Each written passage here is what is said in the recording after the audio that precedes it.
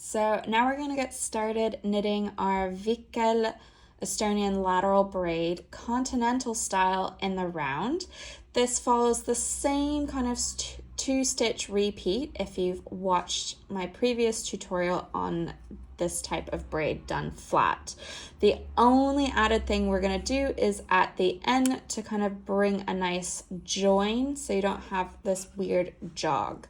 So what we're going to do to get started is we're going to take our needle in our right hand, we're going to insert it into the second stitch on our left needle, like so, through the back, and I'm going to pull yarn through to knit through the back loop. So I have knit through the back loop of the second stitch on my left needle. Just slide this up a little bit. And now I'm going to knit like normal, just a regular knit stitch, that first stitch on my left hand needle, like so. So now we've worked the first and the second stitch on the left needle. I'm going to slide those two stitches off, and I have two stitches here on my right needle, and you'll notice that they are crossing, so like a little twisted stitch, Vikkel stitch, so a 1 by 1 left knit twist. Now, most important thing to remember in this two-stitch repeat, we've worked those two stitches, but now we're going to slide what is the first stitch on my right needle here back to the left. So I'm just going to slide it across purlwise like so. And we're going to do that exact repeat again.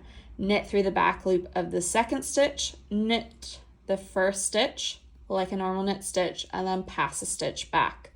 So from now on, all the stitches that we are going to be working around are essentially going to be knit twice to give us a horizontal looking braid. So let's start our repeat again now. So I'm going to come through the back of that second stitch on the left hand needle, pull yarn through. It's always a little bit tricky with those knit through the back loops. So I'm going to pull yarn through, then I'm going to knit through the first stitch just like a regular stitch. Once you've worked those first two stitches on the left needle, slide them off. And then most important, slide what is the first stitch on the right needle, the last one we just made, back to the left needle. Once you've done those two repeats, you're going to start to see that your stitches on that right needle look like they're going horizontally. So we're just going to repeat that all the way around to the last stitch. So insert your needle into the second stitch through the back, pull yarn through to knit through the back loop. Then I'm going to knit the first stitch on my left needle, regular stitch, slide two stitches off the left needle, and pass stitch over to my left needle. Again, knit through the back loop of the second stitch on my left hand needle, knit the first stitch on the left hand needle, slide those two stitches off, pass the first stitch on the right hand needle back to the left, and carry in that fashion all the way around to the end of the round. You'll notice as you are working this beautiful braid that the tension of your stitches on the finished kind of end will be looser than your stitch tension of below the braid. So I've got some stockinette here. So you'll notice my loops of stitches up here are a little bit longer and looser. What you want to do when you're knitting this braid is you want to pull your yarn quite tight, like over here, just pulled on that. You want to keep your tension quite tight to minimize that. If that's a little bit stressful on your hands, which I absolutely get, as this braid is done in just one round of knitting, what you can do is just for this specific round for the braid is work it on a needle size one size, maybe even 2 sizes smaller. That will help with your tension. If you are working on double pointed needles like I am, you will find that you will probably finish one needle, if you've evenly spread them out, whether it's on 3 or 4, that you will finish with a pair of 2 stitches. What you'll want to do, the easiest way I find, is slide that stitch. So the important step of this repeat of sliding that stitch back to the left needle to be reworked. So I just slide it onto my empty double pointed needle, spin around, and I use that empty needle to kind of help me pass it along. So I'm going to pass it again from my empty needle back to a needle full of stitches so I can carry on doing that repeat. This will also be the case if you are doing magic loop.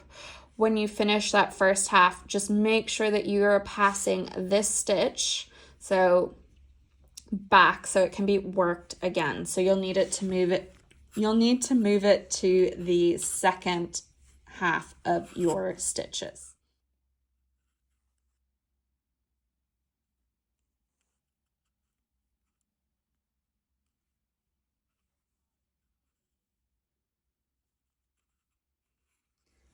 So once I've finished working that 2-stitch repeat of knitting the second stitch through the back loop, first stitch, knit, and passing a stitch back to kind of repeat around, I have something like this.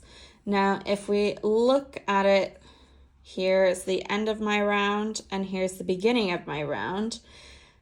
We'd get a really weird jog if I just went, oh, I'm done with my braid, I'm gonna carry on. As you'll notice, the start of it, you'll see the stitch is kind of going like so, slanting over to start this horizontal shaping.